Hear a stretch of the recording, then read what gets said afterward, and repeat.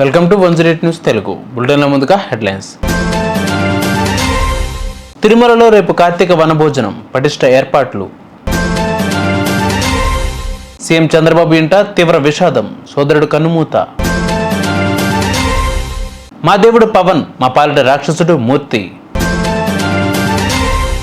ఆకాంక్షల రెక్కలపై అభివృద్ధి వైపునకు దేశం, మోడీ వెల్లడి. హీరో ధనుష్ పై నయనతార సంచలన ఆరోపణలు. తిరుమలలో రేపు కార్తీక వనభోజన కార్యక్రమం సందర్భంగా పలు అద్భుత సేవలను టీటీడీ రద్దు చేసింది. రేపు ఉదయం 11 గంటలకు గజవాహనంపై ఊరేగింపుగా వైభవోత్సవ మండపానికి మలయప్ప స్వామివారు రానున్నారు. వర్ష సూచనల నేపథ్యంలో వనభోజన నిర్వహణ వేదికను పార్వేట మండపం నుంచి వైభవోత్సవ మండపానికి మార్చినట్టు తెలిపారు. అధిక సంఖ్యలో భక్తులు వచ్చే అవకాశం ఉండడంతో అధికారులు తగిన ఏర్పాట్లు చేశారు. సీఎం చంద్రబాబు సోదరుడు రామ్మూర్తి నాయుడు కన్నుమూశారు.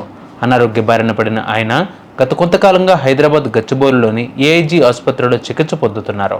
పరిస్థితి విషమించడంతో శనివారం ఉదయం తుదిశ్వాస విడిచారు. ఇప్పటికే అసెంబ్లీ సమావేశాలు సహా ఇతర కార్యక్రమాలన్నీ మంత్రి నారా లోకేష్ రద్దు చేసుకున్నారు. ఆసుపత్రికి సైతం చేరుకున్నారు. సీఎం చంద్రబాబు కూడా మహారాష్ట్ర పర్యటన రద్దు చేసుకుని హైదరాబాద్కు బయలుదేరారు.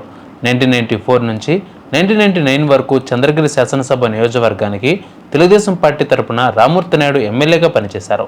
రామ్మూర్తి నాయుడు కొడుకు నారా రోహిత్ తెలుగు సినిమా నటుడు. రోహిత్ పలు హిట్ చిత్రాల్లో నటించిన విషయం తెలిసిందే. రామ్మూర్తి మరణ వార్త తెలిసిన టీడీపీ శ్రేణులు సంతాపం ప్రకటిస్తున్నారు. విశాఖలో జనసేన కార్పొరేటర్ పీతల మూర్తి యాదవ్ తమను వేధిస్తున్నారంటూ చిరు వ్యాపారులు ఆందోళనకు దిగారు. నిబంధనల ప్రకారం వ్యాపారాలు చేసుకుంటున్న డబ్బు కోసం అరాచకాలకు పాల్పడుతున్నారని మండిపడ్డారు. ఓటేసి గెలిపించుకున్నందుకు తగిన శాస్తి జరిగిందని వాపోయారు. మా దేవుడు పవన్ కళ్యాణ్, మా పాలిట రాక్షసుడు పీతల మూర్తి అనే ఫ్లెక్సీని ప్రదర్శించారు. అతని ఫోటోను చెప్పుతో కొట్టి నిరసన తెలిపారు. భారత్ స్వతంత్ర ఉద్యమ కష్టాల నుంచి ఆకాంక్షల రెక్కలపై అభివృద్ధి వైపు దూసుకెళ్తోందని పీఎం మోడీ అన్నారు. 10 ఏళ్ల క్రితం వరకు ఈ జర్నీ ఎవరు ఊహించలేదు. ఇప్పుడంతా నమ్ముతున్నారు. భారతీయ ప్రమాణాలను ప్రపంచం గుర్తిస్తోంది. బ్రిటిషర్లు వెళ్ళాక ఎమర్జెన్సీ టైం సంస్థల ప్రభుత్వాలకు దాసోహమైనప్పుడు ప్రజలే ప్రజాస్వామ్యాన్ని గెలిపించారు. 10 ఏళ్లలో దేశ బడ్జెట్ 16 లక్షల కోట్ల నుంచి 48 లక్షల కోట్లకు పెరిగింది అన్నారు. హీరో ధనుష్ తనకు 10 కోట్లకు లీగల్ నోటీసులు పంపడంపై హీరోయిన్ నయనతార మండిపడ్డారు. మీరు మీ తండ్రి సోదరుడి సాయంతో హీరో అయ్యారు. నేను నా రెక్కల కష్టంతో పైకి వచ్చాను.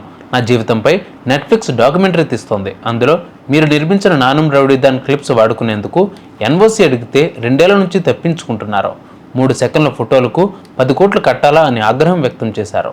చూసారుగా ఇవాళ బులెటిన్ అప్డేట్స్. మరిన్ని అప్డేట్స్తో మళ్ళీ మీ ముందుకు వస్తాను. అంతవరకు కీప్ వాచింగ్ 108 న్యూస్ తెలుగు.